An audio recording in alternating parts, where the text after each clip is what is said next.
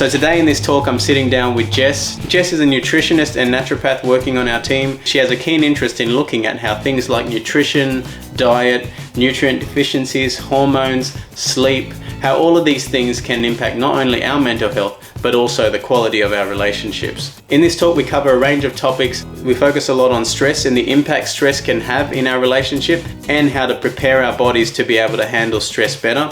We discuss libido and the things that can get in the way of having a healthy libido. And lastly, we'll look at practical tips to eat your way into a better relationship. So if any of these concepts that we discuss resonate with you, we have a holistic program that we've created where we work on 3 key domains: mental health through psychology, mental health through exercise, and mental health through nutrition. So Jess works on the nutritional element. And so if that will interest you, please visit the website, which is www.harvestclinic.com.au/thrive. Thrive is the name of the program. And in this program, you'll have the chance to work with a variety of practitioners, each working on one of those 3 core pillars. So I hope that you enjoy this segment, but more so I hope that there's something in here that can resonate with you to create a positive change in your life. Just that. So where would you start? Like if people are wanting to learn a bit about this side, where would you kind of take them to start to think about their health? It comes down to, I think, considering that your physical health and your well-being directly impacts your relationship in general. And that's your relationships and how you interact. So, if you're tired, if you're achy, if you're sore, if you haven't slept well, if you haven't eaten, all of those things really do impact how we show up relationally. And, that can be a really big swing on a day-to-day as well, depending on how well you've slept, depends on how you might respond to certain triggers or certain everyday, day-to-day things that might come up, or little stresses, and how you might react to that. So I think that's always something to consider in how your relationship, if you want a thriving relationship, I think you still also need to think about, your own body and how it's thriving and how it's working and functioning as well. Yeah. So if you want a thriving relationship, you got to sleep. Basically, you got to get some good sleep. Yes, and just considering being hangry and how if we haven't had a good meal, that's going to impact even just how we respond to little things that happen on a daily basis, and how we interact with other whether it's a partner or whether it's your children or other family members. So we've got sleep, we got I guess it's to do, maybe we can come back to it in detail, but nutrition and kind of eating well. What else comes into play here? Is there anything else that comes in? Yeah, I think a really big one is stress. And stress is even from research, they really look at how stress impacts a relationship. And there's so many factors that influence stress on a daily basis. And I think a lot of that actually comes down to nutritionally, even just our small little nutritional elements. So that's things like, our vitamins and our minerals. And that can fluctuate a lot too, because when we're stressed, our demands for nutrients go through the roof. And I often explain that to clients as well, where, if you've got prolonged stress going on, it's not uncommon to feel tired, run down, wired, but exhausted. And a lot of that has to do with the fact that your demands, you're using so many different little nutrients to be able to, pump out more adrenaline, to be able to, stay in that fight or flight or freeze mode. And that's quite a high nutrient, absorbing body function to be in. So for me, really looking at what's going on a micronutrient level. So, things like your omega-3s, which come from, making sure you're getting enough fish, or, even down to your B vitamins as well. So that's enough sort of protein in general. So your meats and things like that getting those more regularly. And often when we're stressed, we tend to reach for foods that don't necessarily, they might give us, calories, but they're actually not sort of giving us those nutrients. So we're often reaching for chocolate, and we're reaching for sugary things that are, comfort foods, but they're not necessarily foods that are going to help equip us for those stressful times. Okay, so we're saying that one thing that you said that really resonated was that when you're having more stress, you're going to have a greater demand for minerals and vitamins, right? You're going to need, your body's churning that stuff up. It's like the system's on overdrive and it's using it up. And we tend at that time to actually turn to quite nutrient deficient foods. It sounds like just processed stuff or sugars and that. What can you tell us? I mean, I think the thing is, practically speaking, you talked omega-3 B vitamins. What can people do?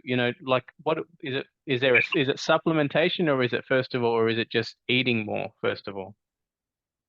It's just eating more of the foods that have those nutrients in them and regularly, and that's on a daily basis. So that's what I always start with clients. Like, eggs are such a beautiful breakfast, and they're really high in those B vitamins. They're high in those omega-3s. The other ones are zinc, magnesium, selenium, and there's nothing better than just a simple scrambled eggs for brekkie. Again, if we're looking at those nutrients I recommended, like they're in having some slow cooked lamb with some salad for lunch. That might be a slow cooked stew for dinner. And so that way you're actually getting those nutrients consistently, 2 to 3 times during the day. And doing that consistently makes a huge difference. It really does. But, there are definitely times where if you have a lot of stress going on and it's really consistent and quite prolonged, you might need to have a chat to someone about whether supplementation might be the way forward. And, there are some tests that can really look at that as well and actually see what's going on with your omega-3 or what's going on with your zinc levels or your B12. And, that's something where a lot of the signs and symptoms that come from stress, like fatigue, exhaustion, are often due to the fact that nutritionally, because you've been pumping out so many of these adrenaline hormones and other ones to really keep you in that fight or flight, you become deficient very quickly. So really looking at getting those nutrients in from, your eggs, your meat, your cultured dairy, and regularly makes a huge difference. I think it's I hadn't thought about it like this. I don't know if just I think last week I put an article out on the Gottman emotional bank account concept, and how kind of instead of trying to somehow prevent you ever doing something that's going to upset your partner or negatively impact them, you instead can focus on doing things that are going to deposit, positive things into your relationship, so that when that stuff happens, you're in a better place. And I'm kind of just seeing that metaphorically here. It's kind of like it's hard to avoid the stress to ever come up, whether it's in your relationship or work or something else. But what you're talking about is actually being able to, at those times, and I don't think about it often, at times when I'm stressed, that my body can actually benefit. It's not about getting rid of the stress straight away necessarily, but actually providing what my body needs at that time, which is going to be more of these foods right at that time. Yeah. And I like, as a case study on myself, back in sort of 2020, it was probably my environmental stresses were super high, and I was on my second baby, and so like there's a lot of nutrient demand. Being the nutritionist that I am, food was such a huge priority for me, and making sure that nutritionally I was really up to like my optimum levels with everything, and I was checking regularly. And while I had a lot of stress going on, and it was enormous stress, I felt resilient in the face of it. I always felt like I was thriving. I always felt like every day, regardless of how overwhelming things were, I felt resilient in the face of that. And I can only attribute that to getting to sleep earlier and really prioritizing sleep, making sure that I was having a big brekkie, making sure that I was taking my supplements at the time. And I think that really helped with my response to stress, how I responded to stress, how resilient I was in the face of that. And that really only comes from making sure that you're actually prioritizing your well-being. And that had a huge impact on relationally how I was, and how I showed up as a partner, how I showed up as a parent as well. So yeah, Absolutely. definitely. That makes sense. And we're talking about being proactive with what we put in to cater for what we're putting out. And it's almost like, we do that with our cars. And obviously if we don't, we literally stop. But it's almost a disadvantage that as human beings, we don't stop when we're depleted. It just starts to, you just see the signs of it in your relationship, or you see the signs of it even just in your own life, where you're more irritable, you're more on edge, you've lost a sense of meaning. Like all of these things, a lot of the time people might come to a psychologist to look at it, and we might look at it from the angle of just, beliefs and thinking and behavior. But the reality is that this can just simply be the cause as well, right? Is that what you're like, as in simply being depleted, and this can result in all those things someone might naturally just look at a psychological lens? Yes, absolutely. Yeah. Okay. So in terms of, I guess, talking practically about this idea of what, when people are trying to be more proactive about what to eat, you mentioned a few things there, like in terms of, breakfast, eggs, meats. Can you give us an idea on, just some more options that's there, so people can kind of think about what they could put in? I guess stuff that, you have kids, so, when you're busy, there's not as much time to cook a long meal. So what are some quick ideas that you tend to turn to put this input? Yeah, I always make sure that when I'm making something, I make it in bulk. And so I freeze a lot of stuff as well. So that's things like little rissoles I'll make, and I'll make enough to be able to use some, and they're in the fridge, so they just grab easy. That's a simple protein source, but they're also in the freezer too, so I can grab them at a different time. I always have tins of sardines or salmon on me. So like today in the park, we're going to be having our little tins of sardines, and my kids love olives and pickles. And, that's such a simple way to get more protein in.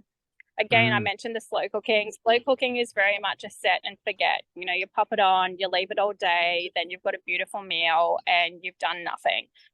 So I find that really simple as well. The other great thing with slow cooking is that you can chuck a whole lamb shoulder in there, and then add some sauces to that, and then use that meat then for tacos. You can use it for nachos. You can use it for many different things, and you haven't had to spend time, looking at it, checking on it, and, doing all the things that you need to do. Boiled eggs are always in the fridge. That's a really simple one as well. Just because my kids are just very snacky and grabby and need something. And yeah, like I mentioned before, we get hangry, and, that impacts how we are relationally. I'm sure we've all said a lot of things and can probably blame it a little bit on being a little bit hungry if we reflect back. So, protein is such a beautiful source of nutrients to be able to regulate those blood sugars that can tend to make us feel a little bit shaky, or the sort of ups and downs of energy that can often happen as well. So those are sort of my main things. And then I've always got sort of carrot sticks and celery sticks and cucumber sticks around as well. And yeah, that's sort of the bulk of it. That's what we're having brekkie, lunch, and dinner. So we can do this in a way that's set and forget. And I think that's probably one of the barriers for some people is the idea that to do this, to now nourish themselves well, it's going to take a lot of time. There are some great ideas that you've got there, and probably are there any resources, any books that you know of where people can find more recipes like that? Yeah, I'd say probably Christine Cronow's books on it's sort of the fat diets and getting more fat and protein in. They're really great. So we could pop them in the links. I'll put a link in because they're really great resources. Yeah. And look on this. So one thing that I think a take home message from this is the idea that when you're starting to feel stressed and you notice that coming up in your body, it's almost a signal to start to be more intentional about what you're eating. And not many people think of that. Sometimes they push more, right? Yeah. From an exercise point of view, like what's the sort of the tip there when people are starting to feel stressed? Should they back off on exercise? Should they change from high intensity to sort of, what have you understood from that point of view when you're experiencing stress? What's good for your body exercise wise? Interestingly, both are good. And I think it sort of really determines kind of what kind of person you are, but also what time in the day. So typically in the morning when, let's just say we are a little bit more stressed, more those high intensity, exercises are quite beneficial because it goes with the rise of, our cortisol and adrenaline, and can be really beneficial in clearing them out and calming us down. In the evening, it's really common for people to go to the gym. And I would say to that, be mindful of your, checking in on yourself. What's your heart rate? How are you feeling? Are you wired and anxious? And to that, I would say, especially in the evening when we're wanting to sort of wind down and get those lovely sleep hormones in, like melatonin, we probably want to be doing more slower things. So whether that's Pilates or yoga or, something nice and slow, and just being really mindful of the fact that high intensity stuff really it can sort of really increase, I guess, that bit of adrenaline and that cortisol, and those hormones, especially in the evening getting activated, can affect your sleep levels. Okay. So just being mindful of that. That's it. And look, one thing that I thought just came to my mind that I think some people will be interested in learning from a physical point of view is how to build libido. If they're in a relationship and they want to enjoy some more time together, and they're finding that they're not as just not feeling it, what's going on, and what probably a number of things, but what are some things that we can do there? Well, just being mindful that if you're in a high stress environment, that's a lot of adrenaline and cortisol, and hormones really work intertwined. They're really interconnected. They influence each other. So it's being mindful of the fact that when you're in that fight or flight, that's really just telling your body that there's a big giant lion and you need to run and get away. That's not really not the time to relax nice in environment. Your body is definitely not in a position to kind of start increasing testosterone, increasing those hormones that are in that. So being mindful of, setting the scene, that might start with, thinking about massages, thinking about stress reducing, going for a walk together and a talk together. They seem like little things, but they can have such a profound impact on what we're actually talking to our body and what we're saying to our body. So it's just being mindful of, that environment and the lead up to that, the slow stuff, the walks, the even just sitting down and having a meal together, or cooking and creating a meal, and not necessarily talking about the day and all the stresses of the day, but engaging in, intimate conversations. What are your dreams? How are you feeling? Like what goals would you like to set for this week or next week or this month? Sort of like this whole being in the fight or flight is not going to be conducive to feeling like having sex. It's not going to. It's actually going to counter that. So you're setting a scene which is about just like rest, rest and digest, that kind of place where you're putting yourself more into that place. Is that right? Yes, correct. And, food plays such a huge role on libido as well. Like zinc is so critical for testosterone production in both men and women. And yet we're extremely low as a population, especially in Australia. And zinc's really high in your seafood. It's really high in oysters. It's really high in your nuts and your seeds as well. And I don't think we're getting enough of those things. And, when I'm saying enough, I'm saying 3 to 4 times a week, being mindful of that, And like I said, if your demands are really high because you're stressed as well, that is something to consider when you have a chat to a practitioner about, specific supplements that may help to boost that. And also checking hormonally, there's tests that you can do as well to maybe see what's going on there, because some of those hormones could be really depleted. Yeah. Okay. Yeah. And so you said nuts and seeds. Any in particular for zinc? Yeah, so pumpkin seeds are really quite high. Like they're the ones that have sort of had the most research on them. And almonds as well. Almonds, and beautiful. chia seeds. Chia, nice.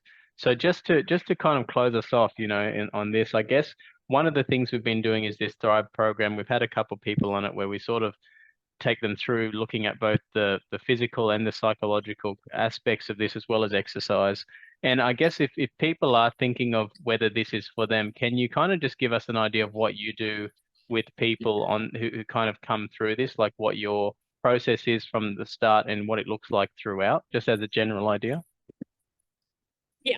So it's an evolving process. I really like to work with each person and discover things about them. And that comes from, one, obviously doing a questionnaire with them. So we will have a conversation about the things that they may fill out in the questionnaire and what's really important to them. I find that each of my clients knows their body well, and being able to really sit down and take that in is really important to me.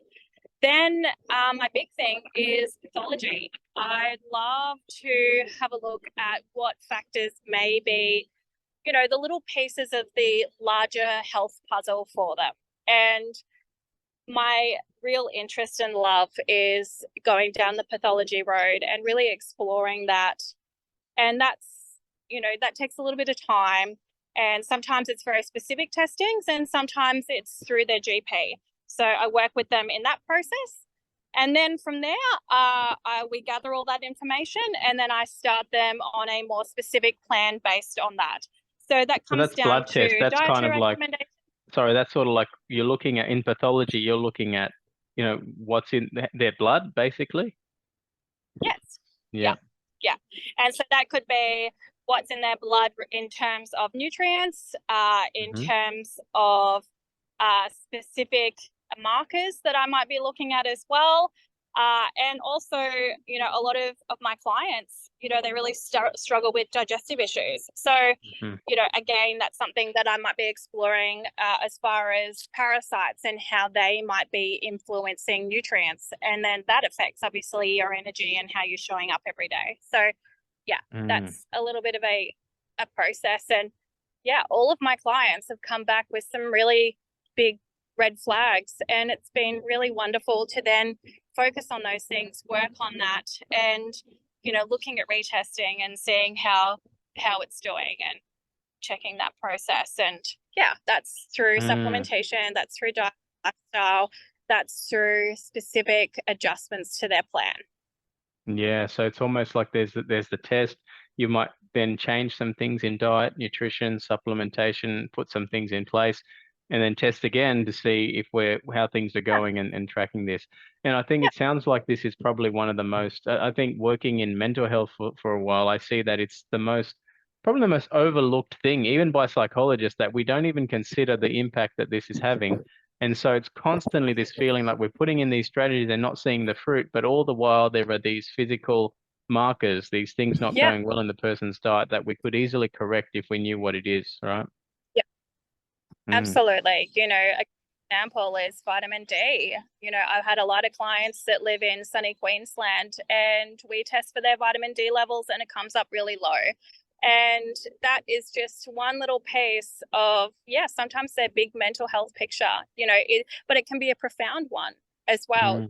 And because vitamin D is so critical for your energy production. It's essential for your neurotransmitters that are involved in experiencing joy and happiness and sleep production and good quality sleep. So, that's just such a beautiful little clue to sometimes a lot of their signs and symptoms that may get overlooked, for sure. Okay, great.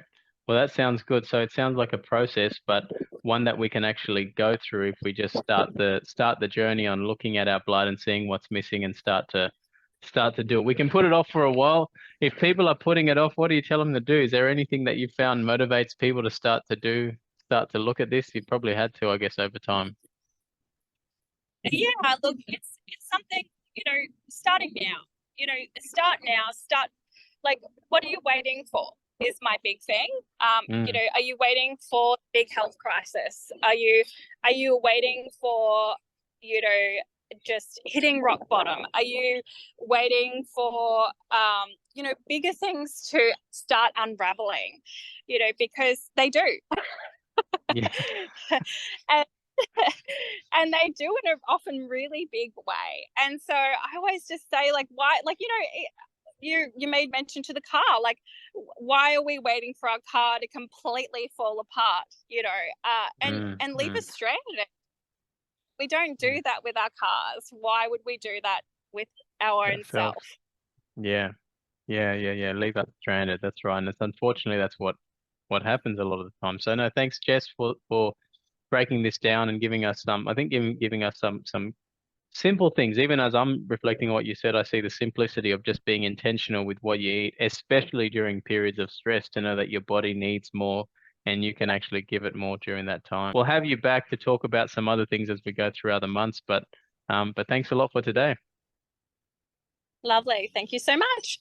All good. So thanks for checking out this interview with Jess. I hope there was something in there that you can start to apply in your life already. If you're interested in learning more about this, or even starting to do some work from a holistic point of view, we invite you to check out the Thrive program, which is www.harvestclinic.com.au/thrive. This program is something I created with Jess and some others. Prior to COVID, her and I worked at a health retreat in Queensland. On a weekly basis, we would see the benefits to people's mental well-being and physical well-being when they were working from this holistic point of view. So we put the Thrive program together to focus on psychology, nutrition, and exercise, and invite people around the country, wherever you are, to start to get the benefits of a health retreat, even if you don't have the finances or the ability to go to one. If the program doesn't feel right for you, but you are interested in seeing Jess, we can also arrange that. So please just reach out to us by email and we'll be happy to link you in.